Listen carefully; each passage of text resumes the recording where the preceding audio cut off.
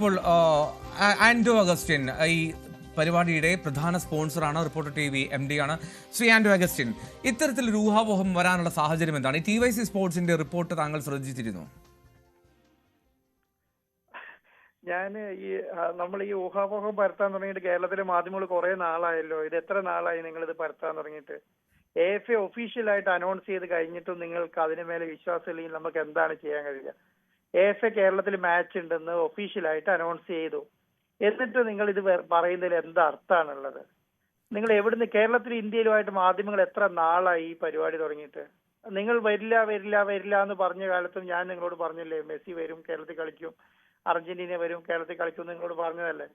നിങ്ങൾ അതൊന്നും കേട്ടില്ലല്ലോ. നിങ്ങൾ വരില്ല എന്ന് നമ്മൾ പറഞ്ഞ വാക്കിന് ഒരു വിലയില്ലാതെ നിങ്ങളത് തള്ളിക്കളഞ്ഞു പോവുകയാണ്. ഇപ്പൊ നിങ്ങൾ ഏത് അർത്ഥത്തിലാണ് ഇത് ചർച്ച ചെയ്യുന്നത്? വരില്ല എന്ന് പറയുന്നത് ചർച്ച ചെയ്യുന്നതിന്റെ സാഹചര്യം മറ്റൊന്നുമല്ല ശ്രീ ആൻഡോ അഗസ്റ്റിൻ. അത്രമാത്രം ആരാധകർ ആഗ്രഹിക്കുന്നുണ്ട്. അപ്പോൾ സ്വാഭാവികമായും ഞങ്ങൾക്കും ആഗ്രഹമുണ്ട് മെസ്സി വരണം എന്നുള്ളത്. ആഗ്രഹം ഞങ്ങൾക്കും ഉള്ളത് തന്നെയാണ്. പക്ഷേ ഒരു ആരാധകർക്കുള്ള എന്താണ് ആശങ്കയല്ല, കേരളത്തിലെ ചില മാധ്യമങ്ങൾക്കുള്ള ആശങ്കയാണ് ഇത് നടത്താതിരിക്കുക എന്നുള്ളത് മാത്രം.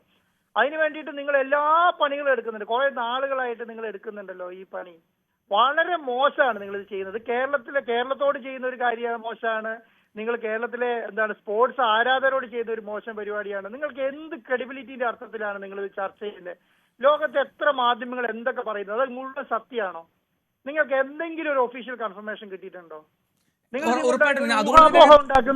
ബുദ്ധിമുട്ട് എന്താണെന്നറിയോ? അല്ല ശ്രീ ആൻഡോ അഗസ്റ്റിൻ, അതുകൊണ്ട് തന്നെയാണ് താങ്കളോട് തന്നെ നേരിട്ട് ചോദിച്ചത്. അതുകൊണ്ടാണ് വിളിക്കുന്നതും. അല്ലെങ്കിൽ ഞങ്ങൾക്ക് ഇത് പുകമറ സൃഷ്ടിച്ച് താങ്കൾ വിളിക്കാതിരുന്നാൽ മതിയായിരുന്നല്ലോ. താങ്കളിൽ നിന്ന് വ്യക്തമായിട്ടുള്ള വാക്കുകൾ കേൾക്കാൻ കഴിയുമല്ലോ ഞങ്ങൾക്ക്. എന്താണെന്നറിയോ, പുകമറ സൃഷ്ടിക്കുന്നതിനെ കുറിച്ചല്ല ഞാൻ പറയുന്നത്. AFA ഒഫീഷ്യലായിട്ട് കേരളത്തിൽ അവരുടെ ഫ്രണ്ട്ലി മാച്ച് നടക്കുന്നത് കേരളത്തിലാണെന്ന് അവര് പറഞ്ഞു കഴിഞ്ഞല്ലോ. AFA ഒറിജിനലായിട്ട് പറഞ്ഞു. ഇത് അവര് മാത്രമല്ല തന്നെ ഓസ്ട്രേലിയ എന്ന് പറഞ്ഞ വേറൊരു ടീം നമ്മളോട് കളിക്കാൻ എഗ്രി ചെയ്തിട്ടുണ്ടല്ലോ. അപ്പൊ അവരോട് എന്താ നിങ്ങൾ ചോദിക്കാത്തെ? ഒരു ഫിഫ എന്ന് പറയുന്ന ഒരു ബോഡീന്റെ അണ്ടറിലാണ് ഈ രണ്ട് ടീമും കളിക്കുന്നത്. ഈ ഫിഫയുടെ കീഴിലുള്ള രണ്ട് ടീമും ഫിഫയുടെ ഒഫീഷ്യൽ വിൻഡോ കേരളത്തിലാണ് കളിക്കുന്നതെന്ന് അനൗൺസ് ചെയ്തതിന് ശേഷം നിങ്ങൾ ഇത് പറയുന്ന ഏത് അർത്ഥത്തിലാണ്? അതായത് നിങ്ങൾക്ക് ഇതിനെക്കുറിച്ച് കുറച്ചെങ്കിലും അറിവുള്ളവരാണ് ഇത് പറയില്ല. കാരണം എന്തുകൊണ്ടാണ് അറിയോ? ഫിഫ ഒരു ഒഫീഷ്യൽ വിൻഡോ അനൗൺസ് ചെയ്ത് കഴിഞ്ഞാൽ ആ വിൻഡോയിൽ കളി മാറ്റാൻ കഴിയില്ല. ആ കളിക്ക് അവർക്ക് ഒരു ടീമിന് മാറാൻ കഴിയില്ല. അത് ഫിഫയുടെ ക്രെഡിബിലിറ്റിനെ ചോദ്യം ചെയ്യുന്നതിന് തുല്യമാണ്. അപ്പൊ അങ്ങനെ വരുമ്പോ അങ്ങനെ ഒഫീഷ്യലി വിൻഡോ നവംബറിലെ വിൻഡോ കേരളത്തിൽ അവർ ഓൾറെഡി ഒഫീഷ്യലി അനൗൺസ് ചെയ്ത് കഴിഞ്ഞു. അതിന്റെ എതിർ ടീമായി ഓസ്ട്രേലിയ അവർ അനൗൺസ് ചെയ്ത് കഴിഞ്ഞു, അർജന്റീന അനൗൺസ് ചെയ്ത് കഴിഞ്ഞു. എല്ലാ കാര്യങ്ങളും ഓക്കെ ആയി. സ്റ്റേഡിയത്തിന്റെ വർക്ക് നടന്നുകൊണ്ടിരിക്കുന്നു, ബാക്കിയുള്ള സ്പോൺസർഷിപ്പ് കാര്യങ്ങൾ മുഴുവൻ നടക്കുന്നു, ടിക്കറ്റ് സെയിൽസിലേക്ക് കടക്കാൻ പോകുന്നു. ഇത്രയും എല്ലാ കാര്യങ്ങളും നടത്തി ഫെഡറേഷന്റെ വാക്കുകളുമായിട്ട് മുന്നോട്ട് പോകുന്നു. എല്ലാ കാര്യങ്ങളും ചർച്ച ചെയ്യുമ്പോൾ ഏതോ ഒരു മാധ്യമം എന്തോ പറഞ്ഞു എന്ന് പറഞ്ഞിട്ട് അല്ല, അതിന്റെ ഒരു പ്രശ്നം അതാണ് ശ്രീ ആൻഡോ അഗസ്റ്റിൻ. അതിൽ ഏതോ ഒരു മാധ്യമമല്ലോ ഈ TYC സ്പോർട്സ് അങ്ങനെ റിപ്പോർട്ട് ചെയ്യുമ്പോൾ. TYC സ്പോർട്സ് എന്ന് പറഞ്ഞാൽ ഞാൻ പറയാം, അതായത് ഞാൻ ഒരു കാര്യം ചോദിക്കട്ടെ ശ്രീ ആൻഡോ അഗസ്റ്റിൻ, കോൺമിബോളിന്റെ ക്വാളിഫയർ മത്സരങ്ങൾ, അർജന്റീന നാഷണൽ ടീമിന്റെ ഫ്രണ്ട്ലി മാച്ചസ് ഒക്കെ ടെലികാസ്റ്റ് ചെയ്യുന്ന ചാനലല്ലേ TYC സ്പോർട്സ്? അങ്ങനെയല്ല. ഈ TYC സ്പോർട്സ് കേരളത്തിൽ മെസ്സി വരില്ല എന്ന് പറഞ്ഞ് ആദ്യം വാർത്ത ചെയ്തതിന് ശേഷമല്ലേ ഒഫീഷ്യൽ അനൗൺസ് ചെയ്തത്? അതിനെന്താ നിങ്ങൾക്ക് പറയാനുള്ളത്?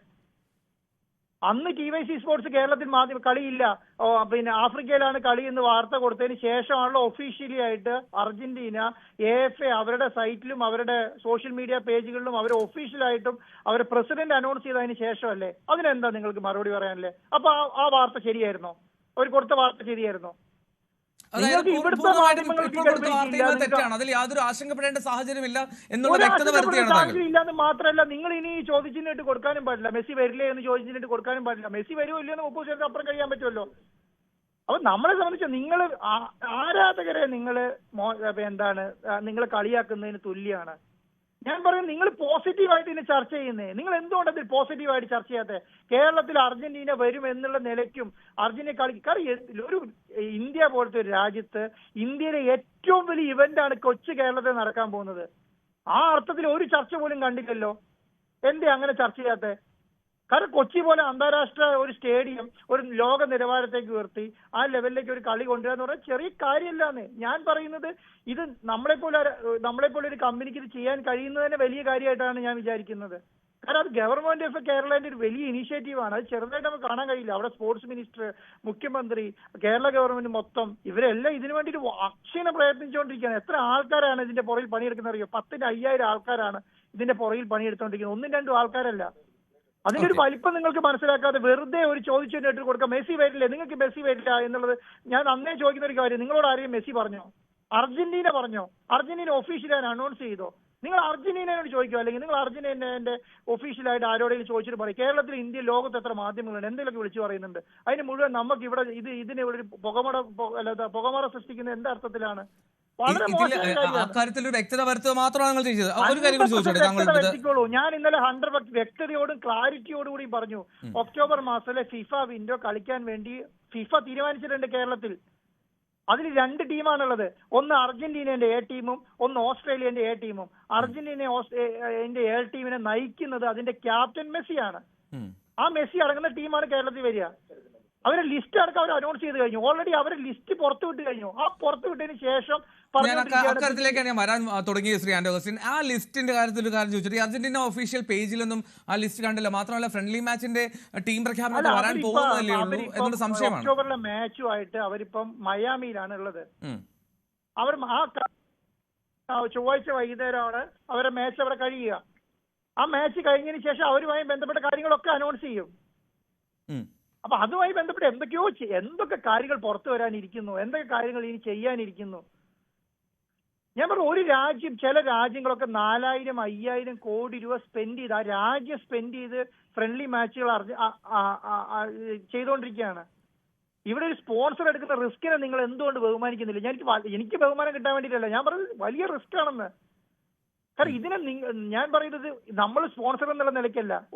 ഒരു സംസ്ഥാനത്ത് ഇതുപോലൊരു മാച്ച് കളിക്കുക എന്ന് പറയുന്നത് ചെറിയ കാര്യമായിട്ട് നിങ്ങൾ കാണല്ലേ? ഉറപ്പായിട്ടും കാണുന്നില്ല. മാത്രമല്ല നിങ്ങളെക്കാളും കൂടുതൽ എന്തെങ്കിലും ഒരു പ്രശ്നം ഉണ്ടായ ആശങ്കയുള്ള ആൾക്കാരാണ് ഞങ്ങള്. കാരണം എന്തൊക്കെ കാര്യങ്ങൾ ഇതിന്റെ ഇടയ്ക്ക് ചെയ്യണം എന്നറിയോ? നിങ്ങൾ വെറുതെ ചോദിച്ചിനെ വിട്ട് കൊടുക്കുമ്പോ, ഞാനൊരു മാധ്യമ നടത്തുന്ന ആളാണ്. ഞാൻ എന്താ പറയാ, നിങ്ങൾ ഈ ചോദിച്ചിനെ നടത്തി കൊടുക്കുന്ന സമയത്ത് ഉണ്ടാകുന്ന ആശങ്ക പൊതുജനങ്ങൾക്കാണ്. ഈ ആശങ്ക പൊതുജനങ്ങൾക്ക് നിലവിലുണ്ട്. ഫുട്ബോൾ ആശങ്ക പങ്കുവെക്കുന്നുണ്ട് എന്നതുകൊണ്ടാണ് ഇത്തരത്തിൽ താങ്കളെ തന്നെ ഡയറക്റ്റ് വിളിച്ച് ഞങ്ങൾ സംസാരിച്ചത്. ഈ വ്യാജ വാർത്തകൾ മുഴുവൻ പടച്ചുവിട്ട് ഉണ്ടാക്കുന്ന ആശങ്കയാണ്.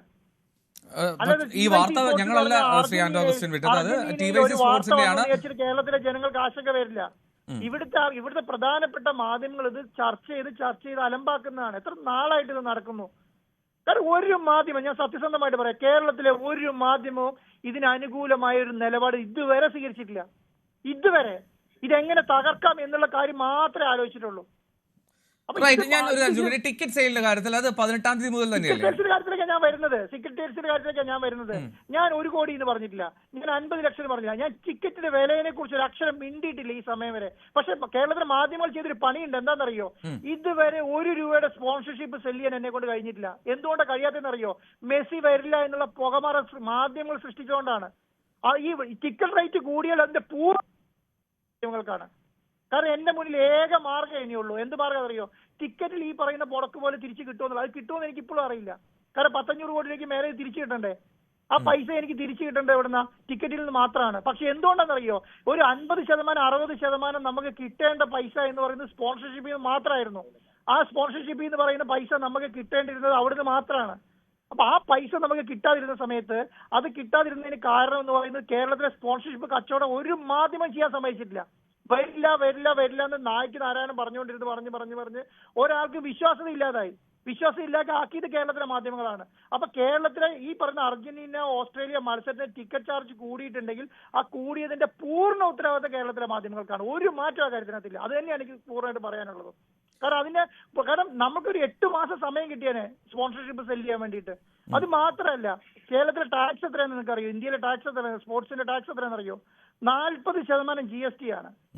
25% എന്താണ്? നമ്മുടെ എന്റർടൈൻമെന്റ് ടാക്സ് ആണ്.